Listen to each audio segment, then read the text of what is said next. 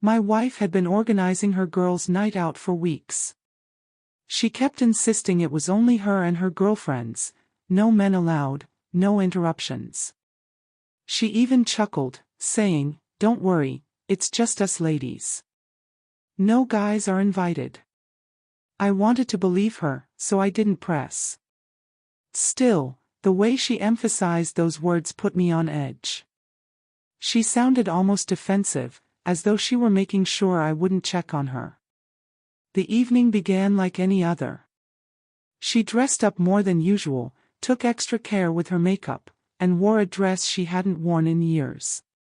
When I told her she looked beautiful, she offered a half smile and replied, "Thanks, but it's just a girls' night." That uneasy feeling inside me only intensified. After she left, the house felt quieter and heavier than normal.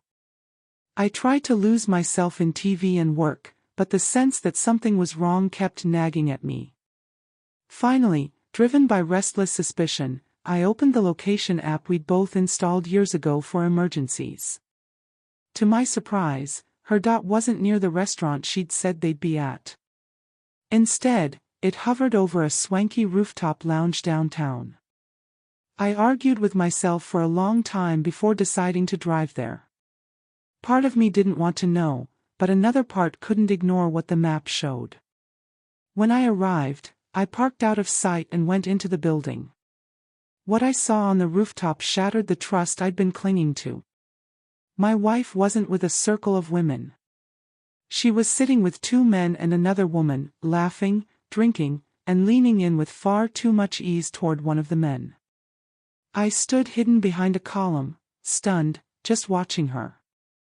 The way she leaned into the guy, her hand brushing his arm as she whispered in his ear, made everything clear.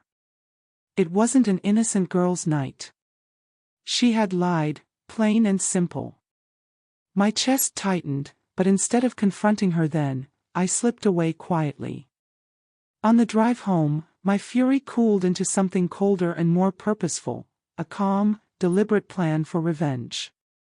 She thought she was clever, but I realized I could play the long game. That night I lay awake, plotting. When she stumbled back past midnight, her smile forced and her excuses practiced, I already knew exactly how I would handle her betrayal. She crawled into bed beside me, smelling faintly of perfume and alcohol, murmuring that she'd had fun with her friends. I pretended to accept it, returning a smile and saying I was glad she enjoyed herself. She had no idea I'd seen everything. Staying silent was difficult, but it gave me the upper hand. Over the following days I gathered information quietly. I pulled bank statements, audited receipts, and even spoke to one of her friends, who accidentally admitted they hadn't seen her that night. Piece by piece I assembled the picture of her deceit.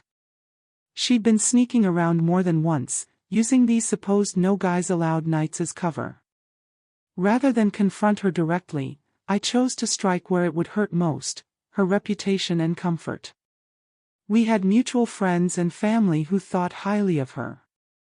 So one weekend when we hosted everyone for dinner, I casually steered the conversation toward trust in marriage. She beamed, proudly declaring that she and I had nothing to hide. That's when I pulled out my phone and displayed her location history from that night, right there in front of everyone. The room fell silent. My wife's face went pale, her fork slipping from her hand onto her plate. She tried to brush it off, calling me paranoid, but then I showed a photo I'd taken at the rooftop lounge. The hush grew heavier, the judging looks from family and friends pierced through her. She had no defense left. After the guests left, she crumpled, begging for forgiveness, swearing it was a mistake, that it meant nothing. But to me the meaning was obvious. She had lied, betrayed, and humiliated me. Forgiveness wasn't something I could hand out lightly. In the weeks that followed I quietly consulted a lawyer. I prepared my case with the evidence of her lies and secret outings. By the time she realized I wasn't going to relent, the divorce papers were already in her hands. She tried to fight, but the proof was overwhelming. My revenge wasn't loud or violent. It was composed, calculated, and irreversible. I let her think she was in control, let her laugh behind my back, and then I removed the ground she thought was solid. She lost her husband, her standing, and the security she had assumed would always be there. Looking back, I don't regret what I did. She chose deceit, and I chose to expose the truth. In the end, truth proved to be the sharpest revenge. She went out for her, no guys allowed, night believing she was smart. When she returned, she walked straight into the trap of her own lies. That night taught me something important. Sometimes silence and patience are the most powerful weapons. My revenge wasn't about anger.